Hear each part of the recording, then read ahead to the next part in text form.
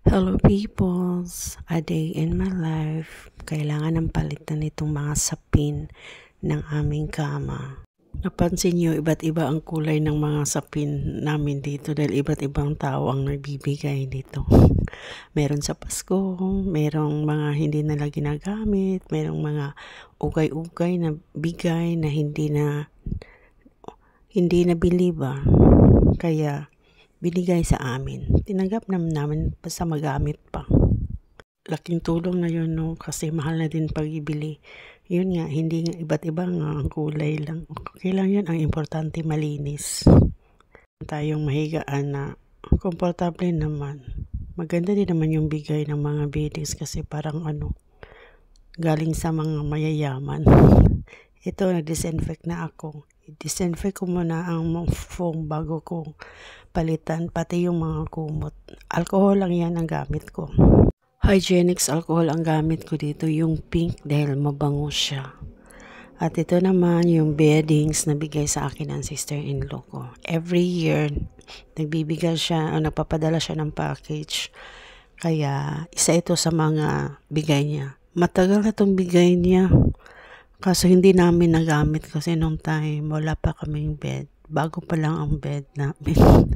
Bago pa lang nakabili. Yan.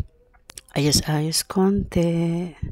Tapos yung una naman ang lalagyan ko ng sapin. Yung unan pala sa akin 4, yun sa asawa ko 2. Sa akin 4 dalawa yun sa uluhan ko. Inisa ko na lang siya sa sapin kasi malaki kasi itong sapin. Tapos yung pangalawa, isa sa gilid. At yung isa naman sa paahan ko dahil hindi ako nakakatulog pag walang unan sa paa ko. Yun lang. Tapos sa aking asawa, 2 lang sa kanya kasi pinufold kasi niya yan. Ewan ko pa sa kanya Pinufold niya yan.